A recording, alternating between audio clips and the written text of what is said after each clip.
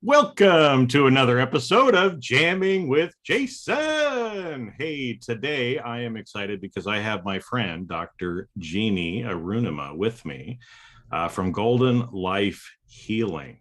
Now, today's episode might be a little bit different than what you're used to hearing, but that's on purpose.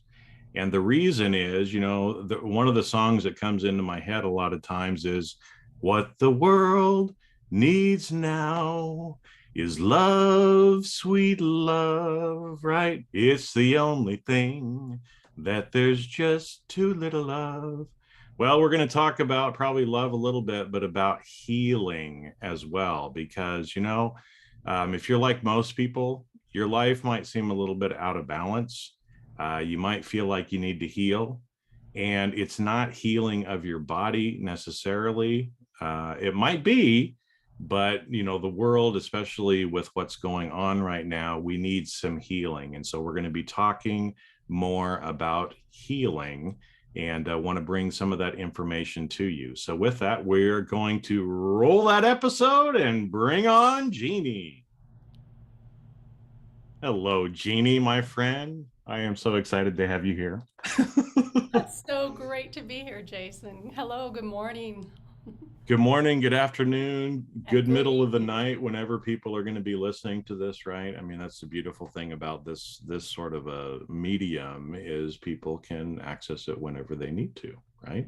Exactly. But yeah, I am excited to have you with me. So, I wanted to maybe just kind of start off talking a little bit. I mean, the company that you have is called Golden Life Healing, right?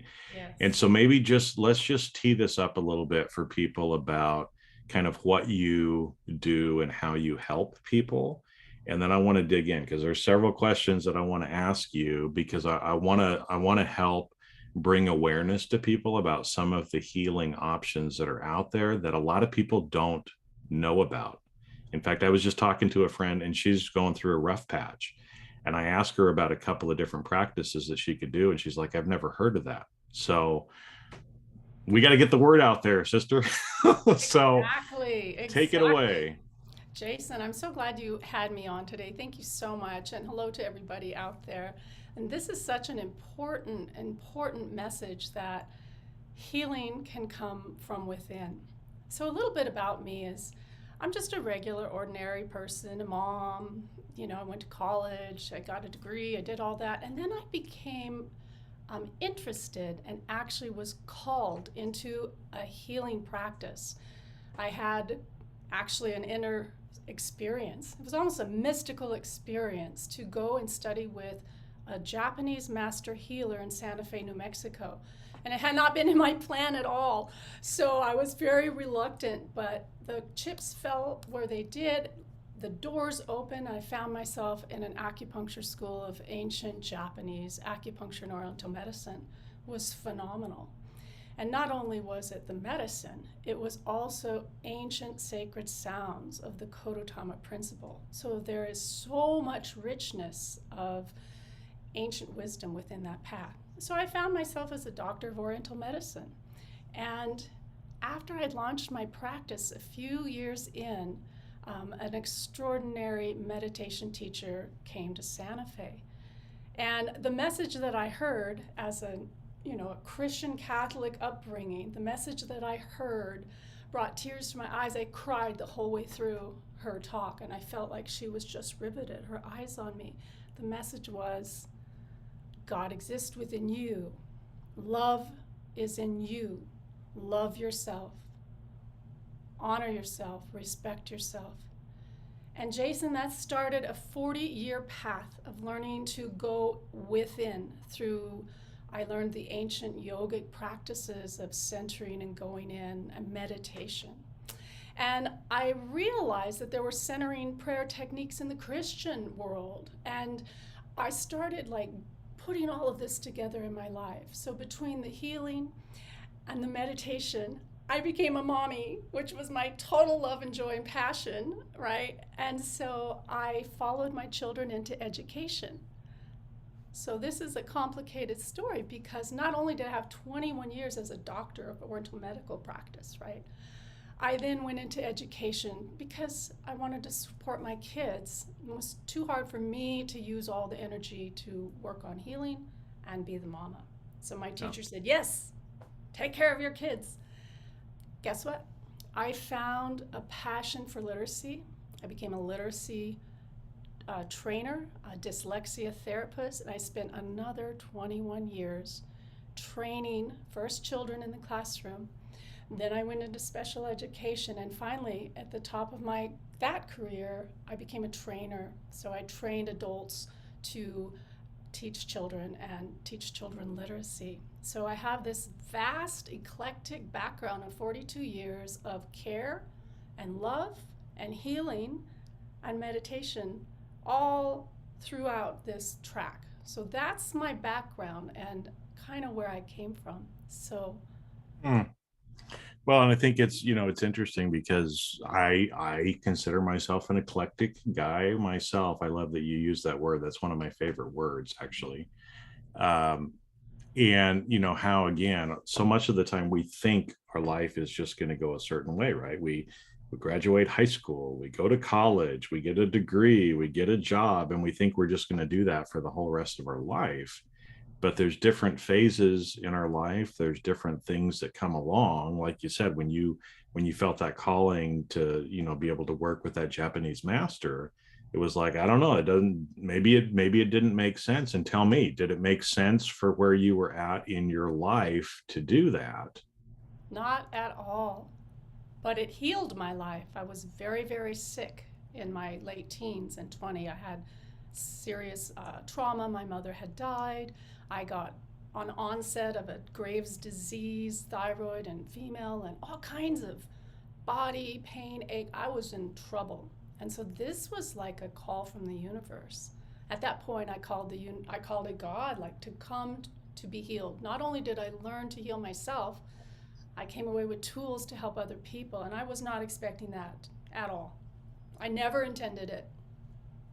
Well, we've got to dig into that a little bit more too. But I've known you. We're in some of the same programs. We've known each other now for, I don't know, a year or more, at least maybe 2 years. Almost. But I realized afterwards that you were in New Mexico, but you mentioned Santa Fe too. Are you actually still in Santa Fe right now? I'm actually in Albuquerque, but Okay. we are in the land of enchantment. That's Well, it is. You see that on the license plates and other stuff.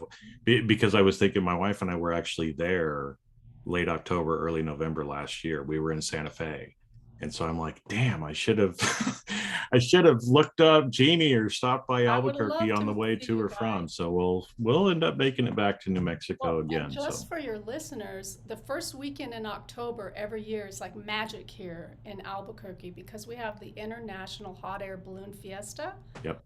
And the chilies are roasting and the pumpkins are out. It's just a magical time. It smells like heaven here at Well, that. it is, and I think too because we recognize too that we both grew up in Boise, which is another hot air balloon kind of area in the world too. Because yeah, I remember we lived on the I don't know, west side over by the fairgrounds, which is where they usually would do all of them. So we'd always be able to see the hot air balloons there too. So I forgot about that Boise connection. I did grow up in Boise. yeah, we Yeah, went to competing high schools, and I was I a think few that's few true. years behind you, but that's all right. We beat you guys in the You're in the talking state about my football. age now, Jason. No, you're 29. I know you're Oh, yeah, no, I'm 29. 28. Okay. Perpetually. but I wanted to get in because I think one of the things that you brought up here too is when people start thinking about healing, right? There's a lot of misconceptions. We get taught that, well, if you're sick, you go to the doctor, you pop a couple of pills, and that's how you get better. That's how you heal your body. But like you said, you've learned some of the ancient ways that have been around for a long time. I mean, way before pharmaceutical companies and Western medicine has been around. But I think it's interesting, and maybe we can dig in here a little bit more too for people who, because I'm this way, and I'll maybe share a little bit of my story too, because I think I heard you say something about, being raised Catholic, and now all of a sudden these other things were kind of entering in, but that you also kind of realize, well, hold it, there's some of these same things even in the Western religion that I was brought up into, right? Because I think sometimes people think, oh, well, if I was raised Catholic or I was raised Mormon, right, that it's like we have to throw away everything that we were taught as a kid, or these other things that we're talking about, they're of the devil, right? That's exactly And right. so maybe talk a little bit about that and Yeah. your journey and your experience, because I know I've had quite a few aha moments the last 4 years or so that I've been on a more spiritual path myself. But kind of explain let's dig into that a little bit more, because I know a lot of people struggle with that. Thank you so much for that question, because that's actually a passion of mine that I don't really know how to share in what venue. So I appreciate that question. Boy, I was a devout Catholic growing up, and the family, and Christian friends. And so to go to India and sit at the feet of a master guru meditation, was like sacrilege. And people had that feeling of like, oh, what's she doing? Like, and the Christian world, really, a lot of the Christian religions where I lived, especially like in eastern New Mexico, was very fundamental view. So there wasn't an acceptance of anything else or a reinterpretation. Like it was very, we used to call it, the Bible thumping, like only concrete literal interpretations. And now in my mind, I see that those are limiting to us. And it's not without having faced some fear. Like I had to face, like, is this like evil? And what am I doing? But let me tell you, when I went and studied with my meditation teacher, the effect of being in her presence was like being in a wave of love, like a divine, incredible crucible of just nothing but so much love that it just touched the heart. The tears would come. And every time I was in her presence or sat with her, we call meditation sat. So it was like a deep, prayerful experience. Every time, all I would experience is God's love, divine love. She never taught anything else. And it was just a semantic kind of thing or perception that differentiated people's belief. Like I've had closest friends who are Mormon, many different Christian religions, friends from around the world, Hindu friends, Japanese friends. I mean, I've had the pleasure of getting to know some people, and truly, there's a common language to all of us in the heart. The dog is scraping at the door. The dog also has the common language of the heart. And that language is the language of love. So I say to people, whatever you believe, hold that like a treasure and look at it. Most of the people I know believe that all, God or source or their way of seeing is all. It encompasses all of creation. And so if everything is all and from one source, then we're all good. Like, I now call that the universe or the divine universe or the quantum field. Like, don't you love the new physics that's coming out and trying to describe existence as it is? Because we're all connected. We're all made of star stuff and energy, and everything else is just semantics, in my opinion, and beautiful culture, right? Differences. Yeah, That's and I think I celebrate that.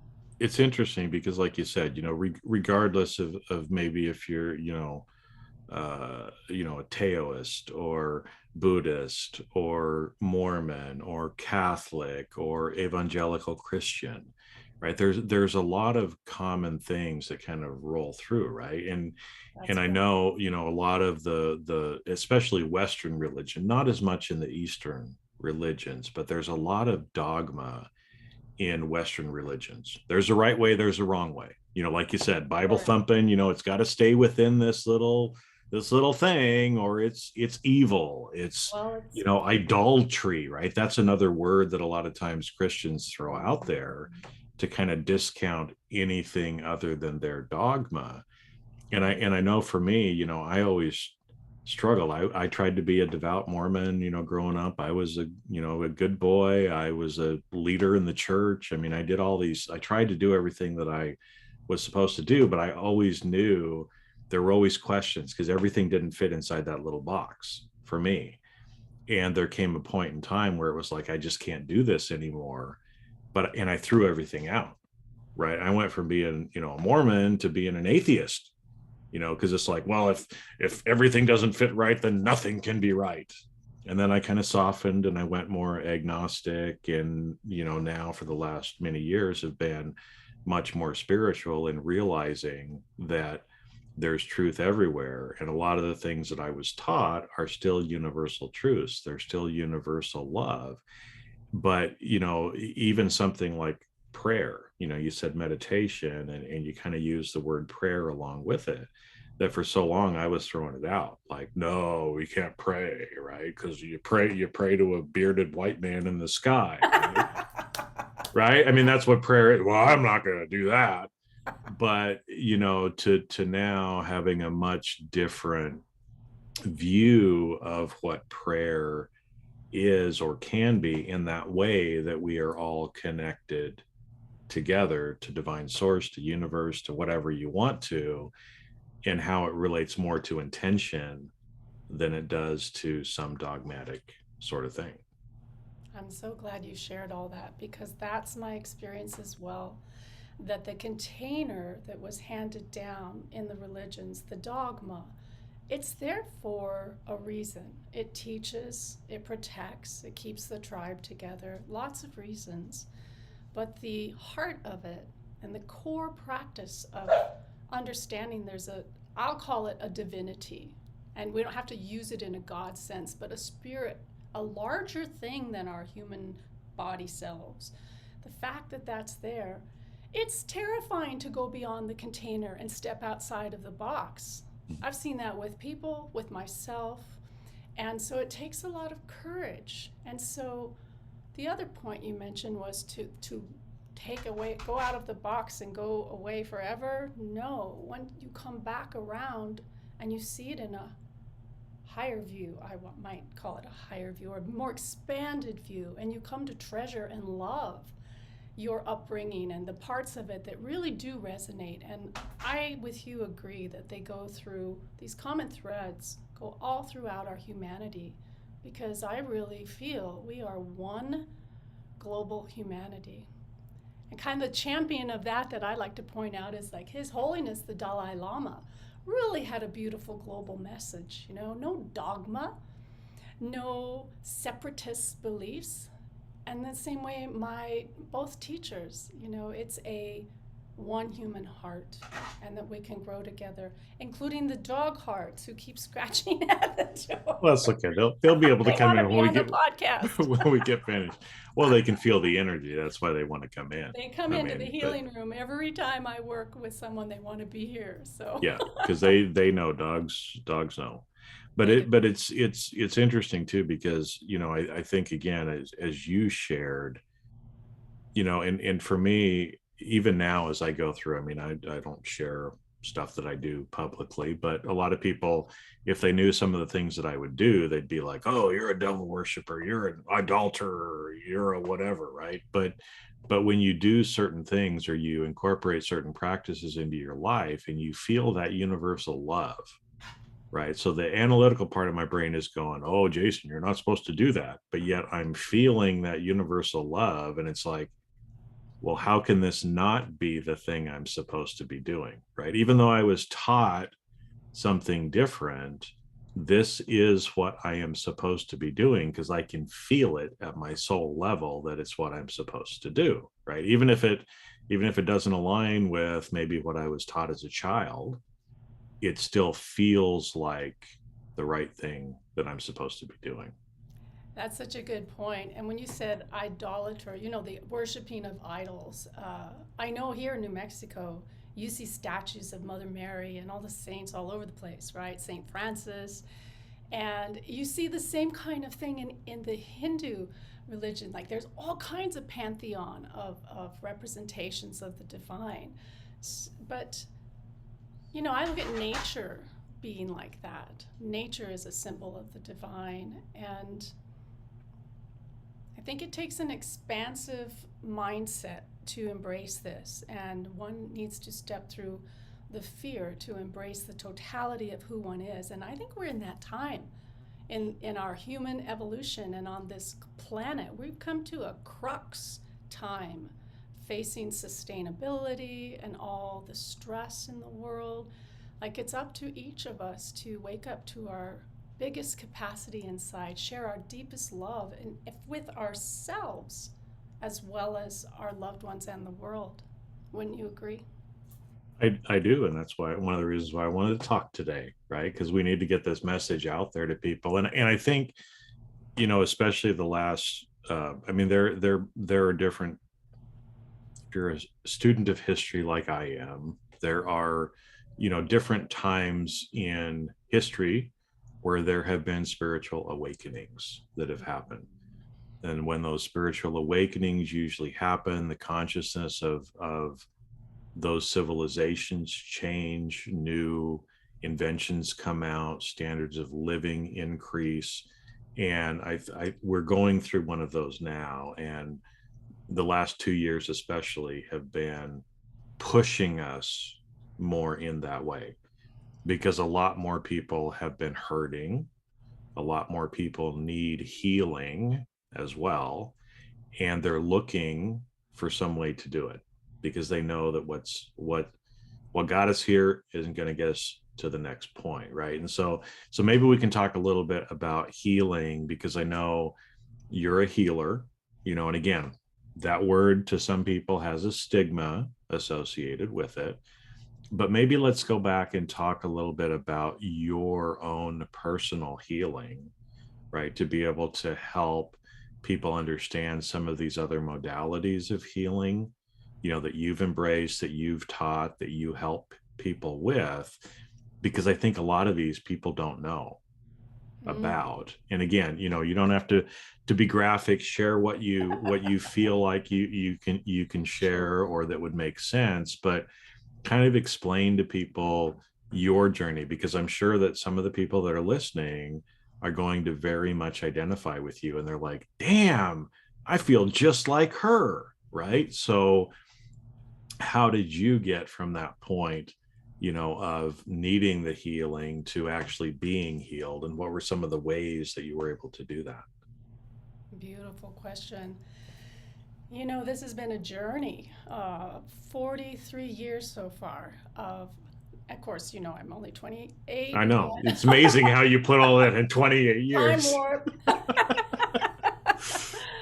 But so when I was 16, my mother committed suicide out of a really sad situation for herself. If they would have only had the meds that they have now, she would have been fine. But, so that was very impactful for a 16-year-old girl. And because of the circumstances of my father's remarriage, it was only a few weeks later. It was really traumatic for the family. What happened was I just tanked. My body just went into a horrible stress response, and I contracted Graves' disease like overnight, which is a thyroid condition. But let me tell you, here's what a lot of the women will get. Like when I was 16, I was swimming and working out and always trying to manage the weight. I gained 27 pounds in 2 weeks working out, eating celery. That's how bad the onset of Graves' disease was. I ballooned out, and not only that, I contracted serious fibromyalgia, terrible joint pains. They didn't know if I had arthritis. I was severely depressed, and I just tanked. I was in so much pain, depression, horrible, right? The ironic thing is, two things happened. That mystical vision sending me to Santa Fe happened 3 years later, But also at that same time, I had an experience where I really screamed out to God. I was like, I need you. I was in so much pain, like, help me. I'd been to all the Western doctors. We'd gone through the radioactive iodine therapy where they kill your thyroid and put you on meds. I'd seen the therapist. Nobody could help me. I was a mess. And the thing was, I looked great. Nobody believed me. My folks, they were like, get up and do the chores. What's wrong with you? And I was truly suffering. I also found a woman who was meditating. Like, I didn't know anything about meditation. And I went to visit her. She lived out in the mountains outside of Albuquerque, and we had the best time. She taught me about herbal tea. She was really on the woo, on the outside of modern, because she knew about healing, a massage therapist. And what I saw on her shelf was a picture of this half-naked, big-bellied, old Indian man sitting there cross-legged, looking beatific. Like, I was like, who is that? And all my alarms went off, my Catholic alarms, like, who is that? And her husband said, Jeannie, that is the great saint Bhagawan Nityananda from India. He is a great saint and a mystic. It's like a Christ being. I said, whoa! Like, that shattered me, because growing up, I was so devout to Jesus. Like, okay, I'll share this. I used to cry in bed at night, just wishing I could have been that Mary Magdalene who washed his feet with my hair. Like, I was that crazy about God, loved Jesus so much. And I was taught, that many of us in the West, that the only being who can bring you to God, or the only being who has divinity, is Jesus. But Jason, is that what Jesus said? Did he not say, you are my brothers and sisters? Like, Jesus didn't say that. Men said that. And so that began my journey toward meditation. And the meditation I bring up in healing because it was my saving grace. And as I learned to meditate, I also went to Santa Fe and started studying. That first day of class with Sensei Nakazono at the Kodotama Institute, I didn't make it to class because I was doubled over in agony passing bladder stones. And I was a teenager. There's no reason for any of this except the trauma that I had experienced triggered all of these things because I'm a natural empath. A lot of us are very sensitive to things, and Western medicine doesn't really know how to go into the sensitivities. Don't get me wrong. I love Western medicine. I'm grateful for my doctor friends, and I always recommend people go get the differential diagnosis and make an entire packet of healing for themselves. It's not one or the other. It's both and. And so my journey, I began to learn to meditate. I began to learn, and I got healed by this medicine. I took treatments at the acupuncture school by my teacher's son. This method that they taught, Sensei Nakazono was a world rank top one. He was at the top of the Aikido. He was master doctor. He was respected and revered. He studied with the original founder of Aikido and the macrobiotics, and he changed the medicine and brought forth the Japanese mode that he did. And his patients would come from all over the world and fly in. This was in the 70s, 80s, 90s, and these were people who were terminally ill or written off by, we're sorry, we can't do any more for you. They would mortgage their house. They would come and see him. And he had a 95% cure rate, which is insane. So I had a great good fortune of being called to study with him. So it was his medicine that saved my life physically, turned it around, helped me get out of the pain, and gave me the tools to go out. And when I could finally go out, I went to India and I served in a clinic at my teacher's ashram, and it was a multimodality clinic with doctors and nurses, Ayurvedic, chiropractors, Bach flowers, what else do we have? Everything you could imagine. It was the most amazing onset of internship for me after I finished my schooling and internship, because I saw hand in hand the things that you can do for yourself go to support the things that medicine can do for you also. And if we just give our power away to the doctor or to an idea, and we don't take the actions that we can to create natural healing within, we're missing maybe the biggest part of the gift of healing.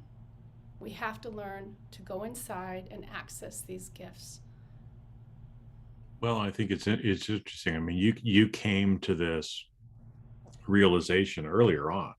I mean, because again, kind of time wise, 16, you really start, your mother commits suicide, you start having a lot of these physical symptoms. Sometime between there and 19, you meet this lady who starts teaching you meditation, and she does massage as well. And then you come into the idea of acupuncture and some of the Eastern medicine type of stuff, that really starts healing you. And again, I mean, you didn't really tell in the story so much, but you started going to school there. But I'm guessing too that pretty quickly after starting that and doing these acupuncture and other different things that you were doing there, a lot of those physical symptoms went away.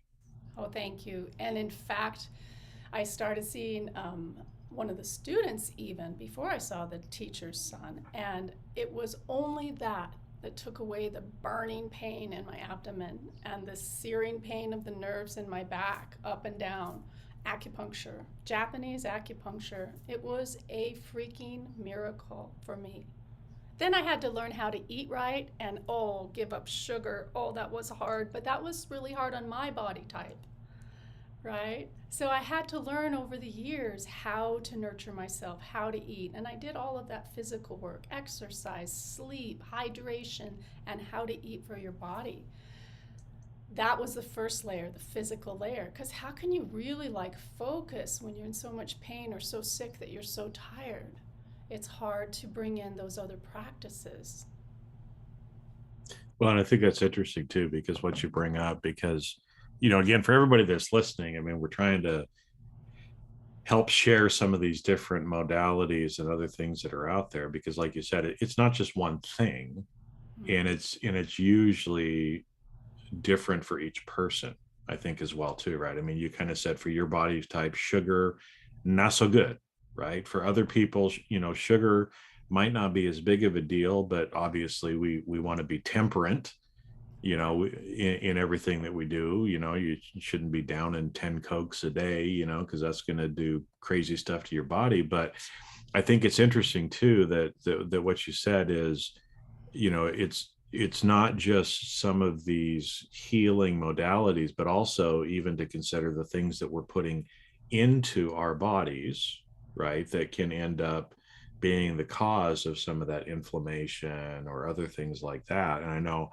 I've had some little allergies my whole life. I mean, I remember I lived in Germany for a while when I was younger, and was having these issues, had the allergy tests where they kind of prick me everywhere and tell me the stuff that I'm supposedly allergic to, and I'm like, how can I be allergic to that? I've been eating that my whole life, right? So for most of my life I've ignored some of that.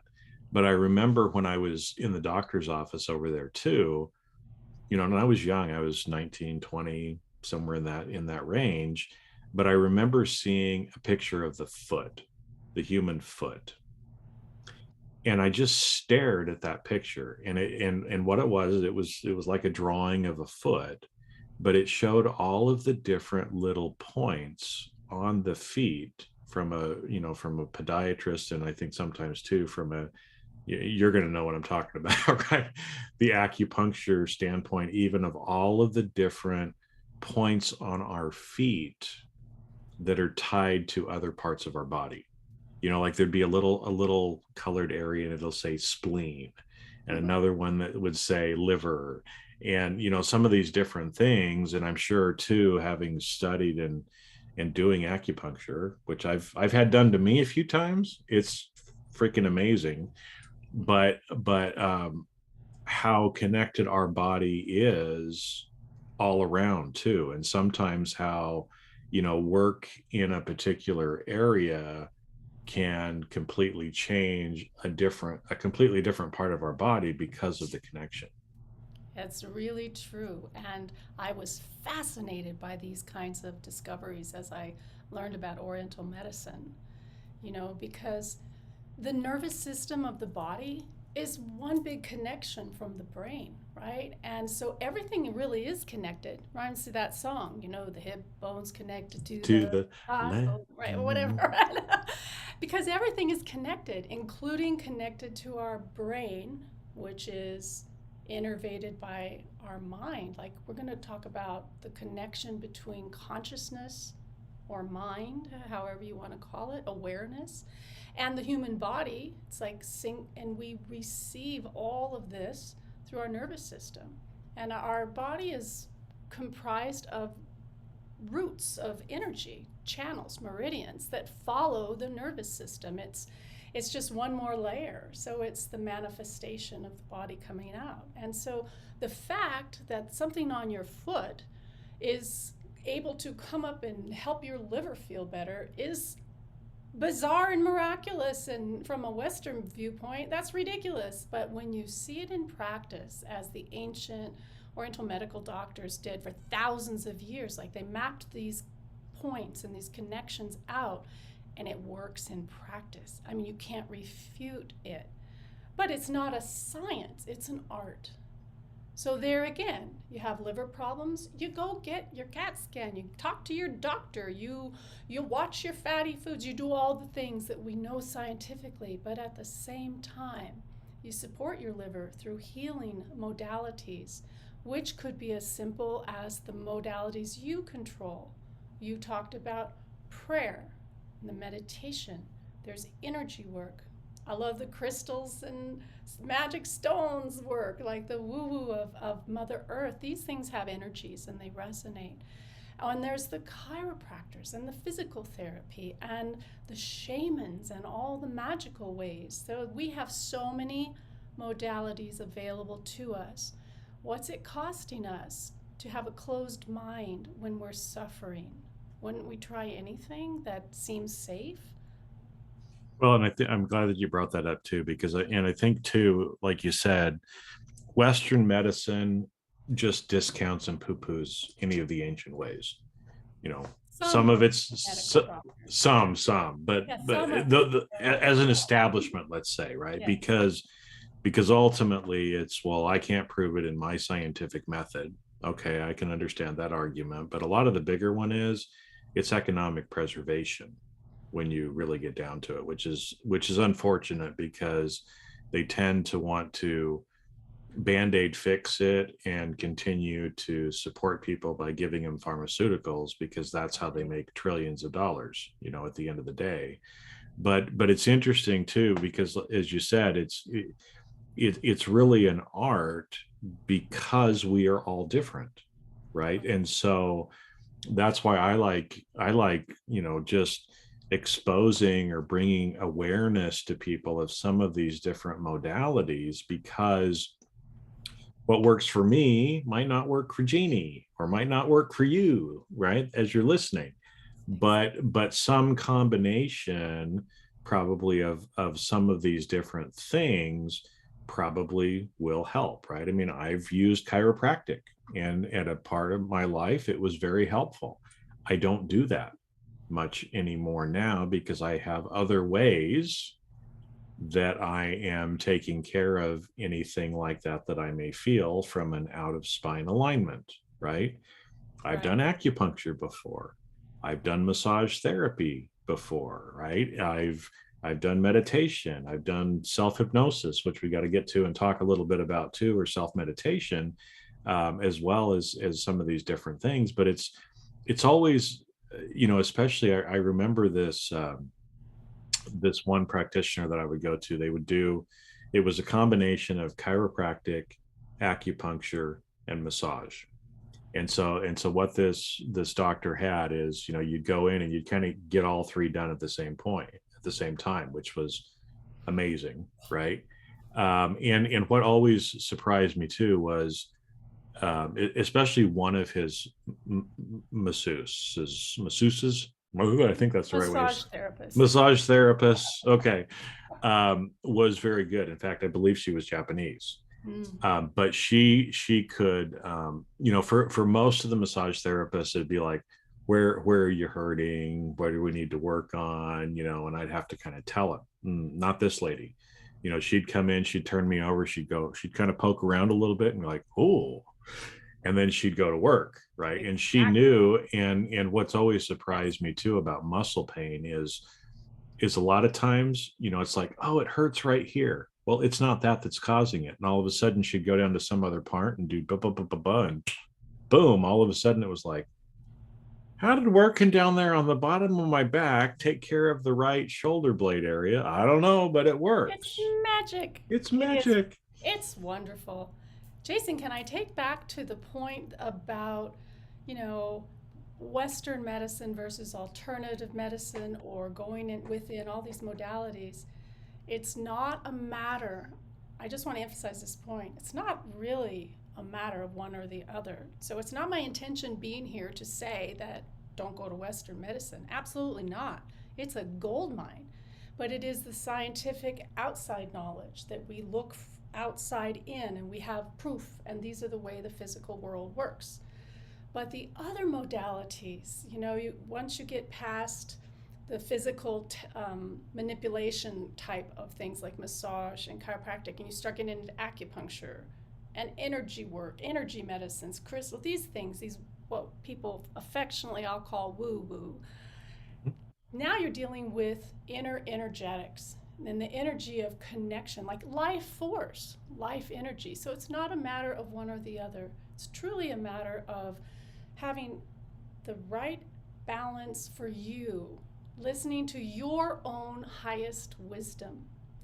Because a lot of my patients, when I practiced as a doctor, in the old days when I was practicing acupuncture, a lot of my patients would hear one thing the doctor said, and it was not a big thing, but they would take it as that's God, that's total gold, and they wouldn't even begin to explore. And they even misunderstood the doctor, like the doctor didn't say to drink 15 glasses of water a day, or they were afraid to call.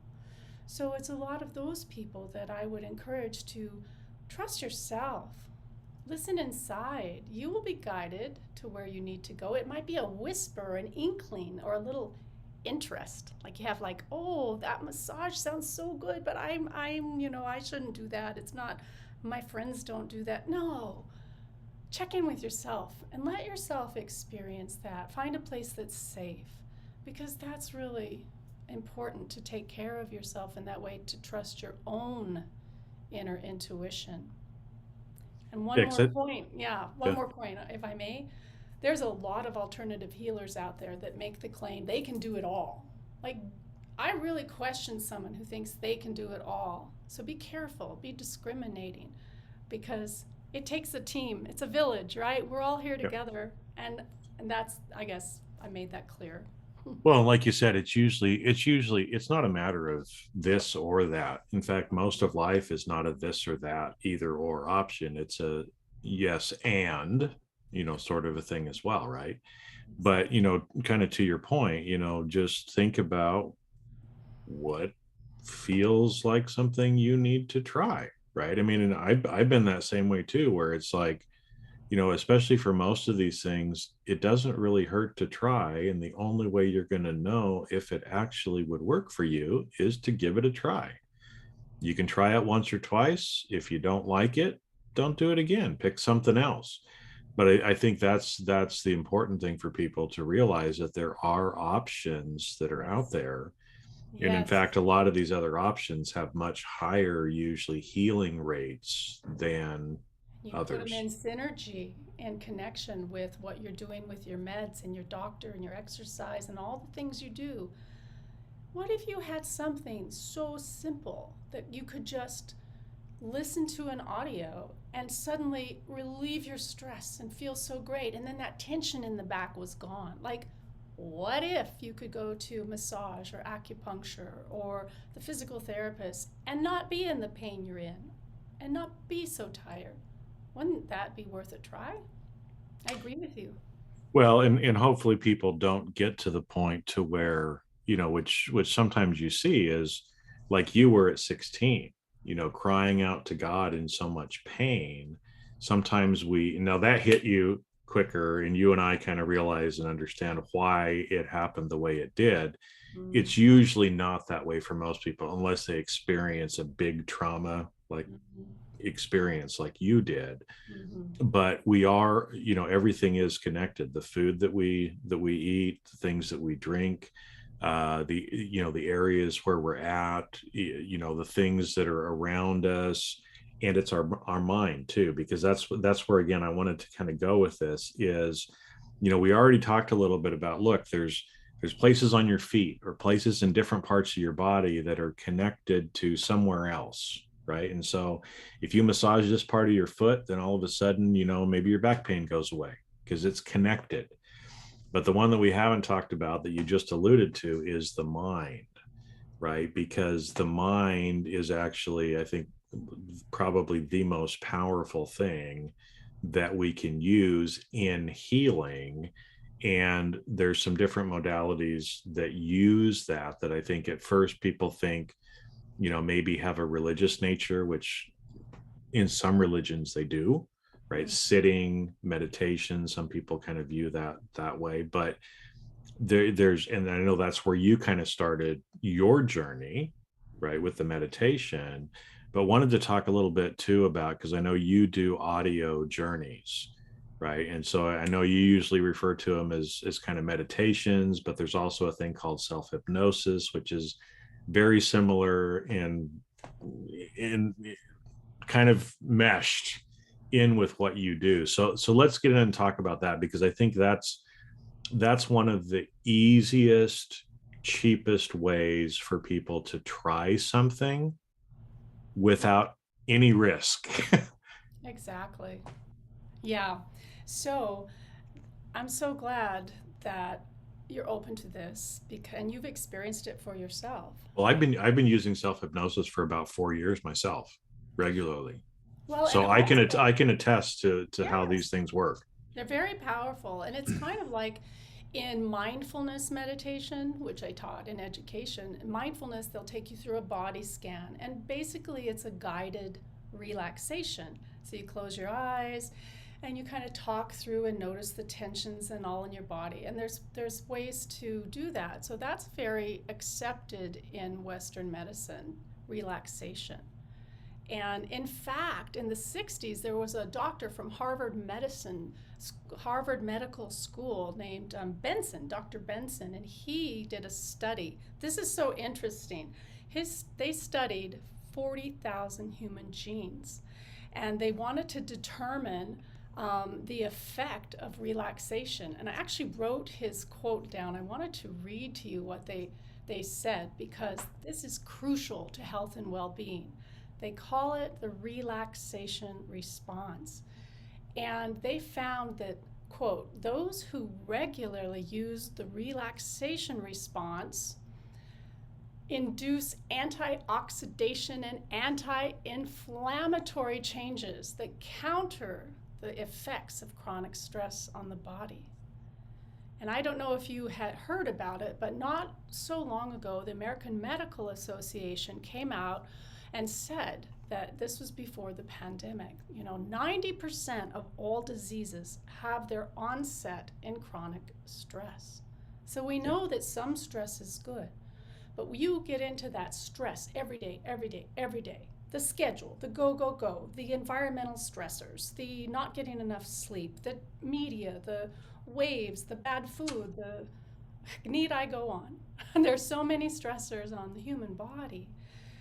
And that causes disease response. So one of the most powerful things you can do is to use your mind to de-stress your body. Yes, there's exercise and all kinds of great things, but if you're someone who doesn't have a lot of time in your day and you're exhausted, you're too tired to go out and do your walk or your run, if you were to take an audio journey, we're just talking about 15, 20 minutes, give yourself the care of going inside to a deep relaxation response by being guided inside, breathing, you would find that your life would change. Because going inside, I call it going to the inner wellspring, because we all have it within us. And it's not about a religion. It's not about woo-woo. It's about allowing your breath to become deep and even, relaxing the muscles of the body, and the stress starts melting away. And in my guided audio journeys, I also bring in this wonderful music that I've picked from around the world, as well as healing frequencies, which is something we can talk about later. And we'll have to do a whole nother episode on that, because that's one of those areas that I totally geek out on. I love it. I know you did, so I had to mention it. Yeah, well, you can see one of the crystal bowls that I got up there and some other stuff Love to it go on. so But, yeah. much. So sound healing is powerful, and it's included in this, and also guided sensory imagery. When you really bring your mind to bear and you imagine the things that you want and the healing you want, and you imagine yourself in a beautiful, stress-free environment. Like, your body doesn't know the difference. It thinks it's on a mini vacation. And so you naturally get these endorphins, you get the release. And I also use the energy healing that I have been gifted with to infuse these audios. So when you go on my audio journey, you're gonna bang for your buck in terms of healing, and it's effortless. People are telling me how beautiful they are. They're making people cry. A lady had a spontaneous healing of pain between her eyes. I'm like, what? People are sleeping better. I'm getting unbelievable reports, and it's all from your own healing power within, because you stopped, turned your energy, your attention inside, and allowed yourself and your body to debrief, to de-stress, to relax, and you just go into that inner state of stillness for a few minutes. It's a miracle. I mean, it really is. It's the most simple, effective tool you could ever add to your arsenal of healing. Well, and I think it's, that's too why I wanted to talk to you a little bit more about this, because I know, like you said before, there's a lot of people that are out there that say that they're healers, but they're well-intentioned people, but they may not be as skilled as they believe they are. But there's different ways that people do this. The fact that you've spent 48 years studying some of these different modalities, but even as somebody, as I'm sitting here listening to you, people that are listening don't realize, but what Jeannie just said shows that she knows what she's talking about. And so rewind and hear that again, but she knows what she's talking about, because the music, the frequencies, the way that it is done is set up using some of these different modalities together to really create an experience that all you have to do is listen to. You got to just push play, right? Because I know, for those of you that are listening, you're like, hey, this kind of sounds interesting, right? But I don't know how to do it. You don't have to know how to do it. Literally, all you have to do is push play, sit down, lay down, close your eyes, listen to this thing for, 10, 20, 15 minutes or 20 minutes, and just relax, take that time for yourself. And like she said, I mean, this was medical research that 90% of disease is based on stress. But what if you could feel stress-free for 15 to 20 minutes a day? Don't you think that would help you in the rest of your day? Right. And I know that, we get taught so much of the time about our body, and this kind of comes back to the mind, body, spirit stuff that I've been on a kick about lately, is we get told so much about our body. Do your body. You got to go for your run. You got, eat the right food, go to the gym, right? We get harped on about the body, but people forget about nurturing the spirit and the mind. And these audios, some of these different things that we've been talking about, are ways to nurture the mind and the spirit, which usually get forgotten. And that's one of the reasons why when people say, I feel like I'm out of balance, that's one of the reasons, because chances are, one or two of those three areas in your life, you're not balancing very well. You're neglecting them totally. And something as simple as an audio journey or meditating or a self-hypnosis can actually help you raise those two of those three areas in just a few minutes a day. And not only that, when you raise your inner feeling, your body follows suit. And if you do this a little bit every day and make a practice of it, it accumulates. Like, people start feeling better. You feel empowered. Your energy comes up.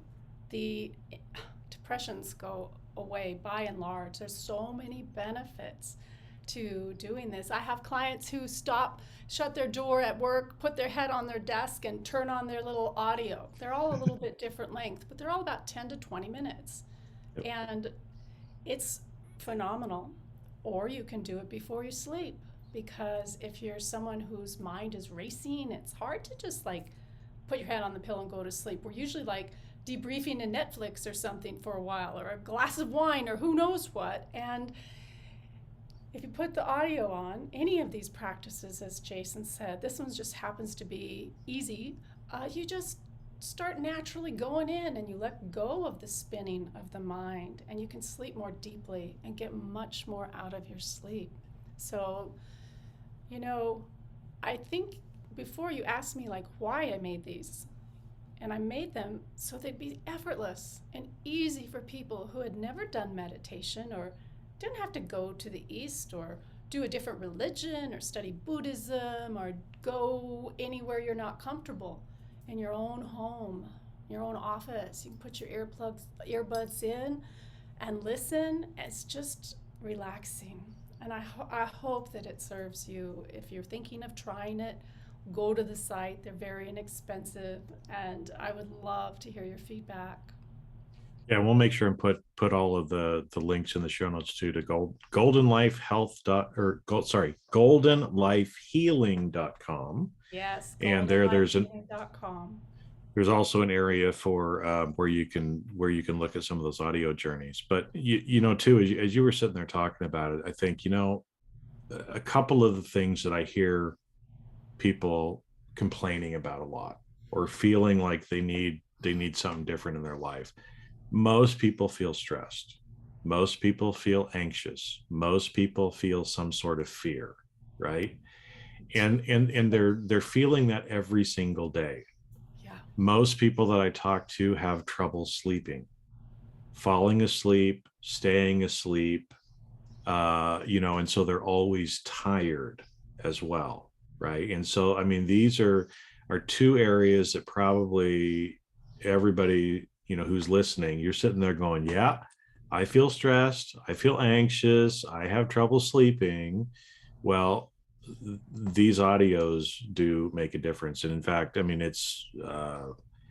I've never had too much of a problem sleeping, but especially the last 3 to 4 years, I've actually trained myself on how to sleep and how to prepare myself to sleep, using some of these techniques and other things, to where literally when I decide that it is time for me to sleep, and I go through a quick little kind of anchoring exercise, I'm asleep in 1 to 2 minutes. Hey, it might take me 5 minutes some nights, but I'm out, and I'm out all night long. And so, even like you said, I know I was looking on your website too, and you actually have several that are around sleep in particular, because that is a huge area that people struggle with. And when you wake up tired, it doesn't make being stressed any easier. In fact, it makes it worse. It's so great that you have learned, you were brave enough to go out and seek and learn tools and expand your horizon and be able to do that. Like, how many people are going to fall asleep in 1 to 2 minutes?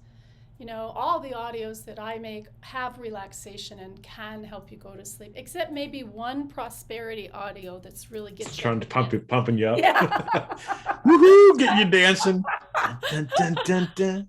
I made it for my web designer because she was getting tired. She goes, I'm getting so tired working. I said, make me a prosperity audio. So I made it for her, and we called it Badass Riches. And so I had never made one that had the upbeat tempo like that. I thought, oh, this is a whole new thing. Let's just feel our joy and get moving during the day. So you can think there'll be more of that coming along. I can see that. I can see that coming. It's coming. Well, Jeannie, thank you, for coming on here. You're one of my favorite people. It always makes me smile when I see you, when I hear you. I love hearing your voice. I'm excited to actually add a lot of your audio journeys to my library. I've got a whole library of stuff that I listen Yes. to. And everybody should. Everybody should have a healing audio library. There's so many out there. There's a lot of free ones. I have free things on YouTube. There's so many. It's just such a gift. I love that. Thank you. Well, and with the technology that we have today, I mean, everybody has a phone. Steve Jobs' vision of 1,000 songs in your pocket.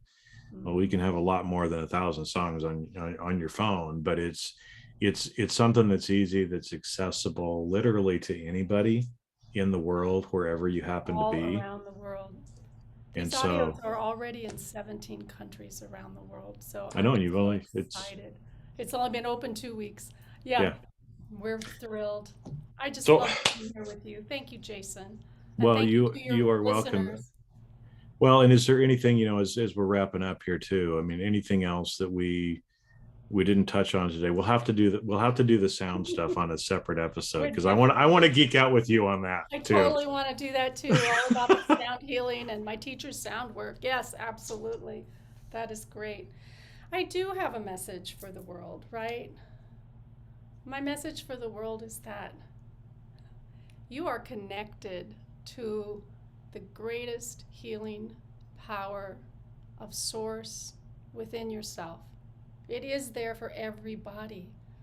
And I just ask you to do one thing. Really, really, really love yourself.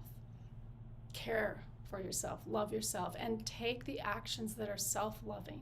Trust yourself. I think I'm asking them more than one thing. But trust yourself. That's all right. Keep going. Love yourself. And trust your inner knowing to guide you to the next thing that will help you to live your greatest, fullest, most beautiful life, free, embracing well-being, and have the life that you want, because you can create your own health and well-being, whoever you are, and just keep expanding it from here. So that's my message. Love yourself. Amen to that. Amen to that. Can I get a hallelujah, sister? Woohoo, right? So yeah, well, and everybody, as we're wrapping up here, I mean, the fact that you have listened to this entire podcast means obviously there was something, if not many things, in today's episode that you needed to hear. So, as Jeannie recommends, just sit with it for a little bit. Something, is coming into your mind of maybe one of these modalities to try, to focus on trying to love yourself more, to be relaxed more, and just do something today. Go back, listen to this again, because if you get to the end of this and you're like, well, I'm not quite sure what I'm supposed to do, well, go back and listen to this again, right? And when you listen with intention, you will hear or feel what it is that you need to do, and then just take a little action. It's like, we don't have to change the world overnight. All we got to do is make micro changes. But as you start making these micro changes, the macro changes start coming and start flooding into your life. So, Jeannie, my friend, thank you for being on. And I'm excited for when we're going to do the one about sound. Can't wait. In a little bit. Such an honor to be here with all of you. Thank you for listening, everyone. And I just love you all. Thank you. Thank you.